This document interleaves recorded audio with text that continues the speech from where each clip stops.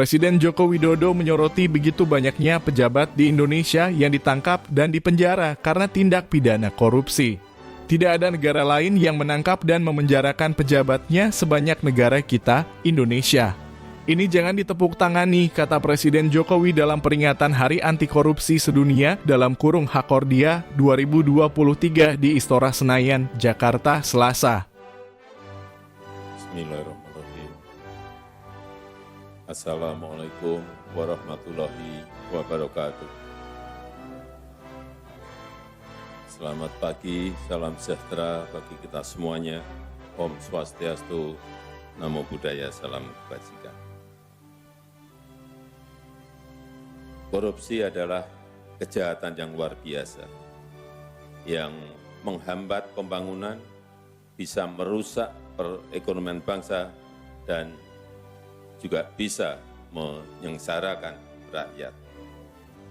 Periode 2024 sampai 2022 sudah banyak sekali dan menurut saya terlalu banyak pejabat-pejabat kita yang sudah ditangkap dan dipenjarakan.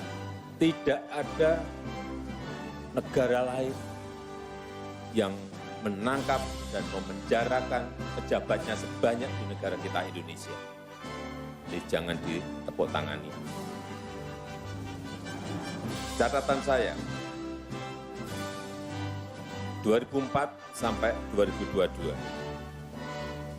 yang dipenjarakan karena tindak pidana korupsi. Ada 344 pimpinan dan anggota DPR dan DPRD, 344, termasuk ketua DPR dan juga ketua DPRD. Ada 38 menteri dan kepala lembaga, ada 24 gubernur dan 162 bupati dan wali kota. Ada 31 hakim,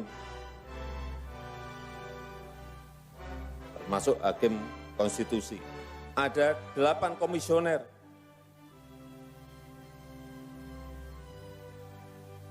Di antaranya komisioner KPU, KPPU, dan KY.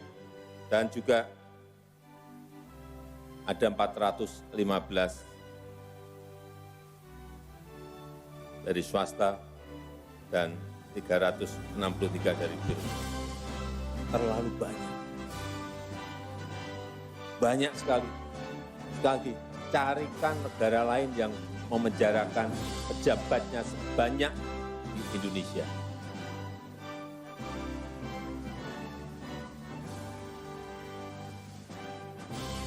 Dengan begitu banyaknya orang pejabat yang sudah dipenjarakan, apakah korupsi bisa berhenti?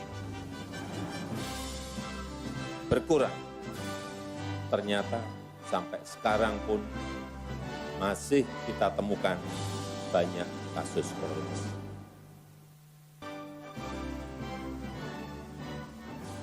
Artinya ini kita perlu mengevaluasi total. Saya setuju tadi yang disampaikan oleh Bapak Ketua KPK, pendidikan, pencegahan, penindakan, ya, tapi ini ada sesuatu yang memang harus dievaluasi total.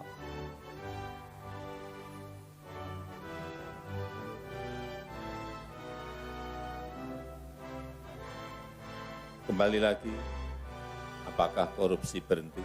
Apakah hukuman penjara membuat jera? Ternyata tidak. Karena memang korupsi sekarang ini semakin canggih, semakin kompleks, bahkan lintas negara dan multi yurisdiksi, serta menggunakan teknologi mutakhir.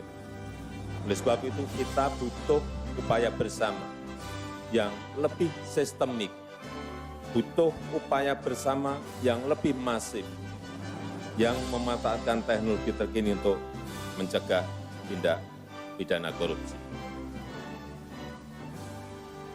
Kita perlu perkuat sistem pencegahan, termasuk memperbaiki kualitas SDM, aparat penegak hukum kita, sistem pengadaan barang dan jasa, sistem perizinan, sistem pengawasan internal, dan lain-lainnya.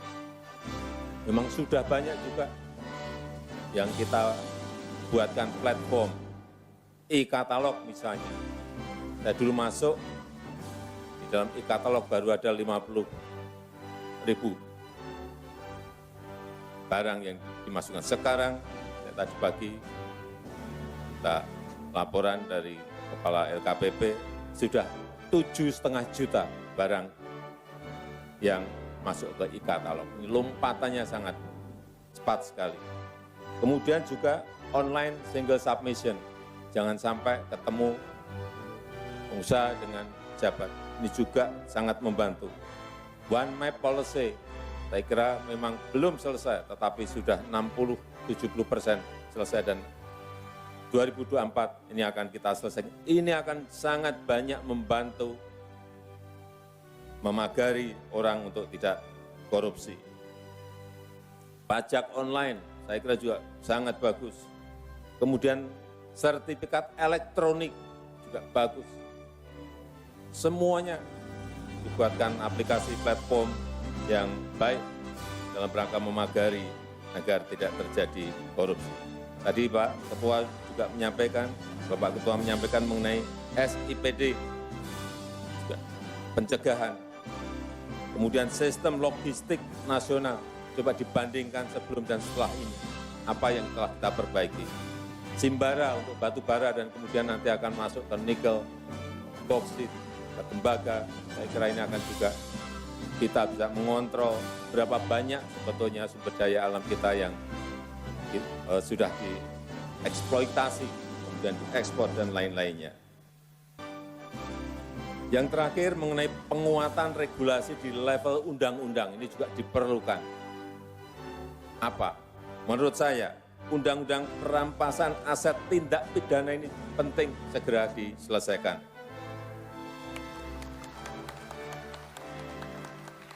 Karena ini adalah sebuah mekanisme untuk pengembalian kerugian negara dan bisa memberikan efek jera. Dan saya harap pemerintah DPR dapat segera membahas dan menyelesaikan undang-undang perampasan aset tindak pidana ini. Kemudian juga undang-undang pembatasan transaksi uang kartal yang mendorong pemanfaatan transfer perbankan. Ini semuanya akan lebih transparan, lebih akuntabel, juga sangat bagus. Dan dalam peringatan Hari Anti Korupsi Sedunia ini, saya mengajak kita semuanya, mari kita bersama-sama mencegah tindak pidana korupsi dan bisa memberikan efek jera kepada para pejabat yang melakukan korupsi. Saya rasa itu yang ingin saya sampaikan dalam kesempatan yang baik ini. Terima kasih. Wassalamualaikum warahmatullahi wabarakatuh.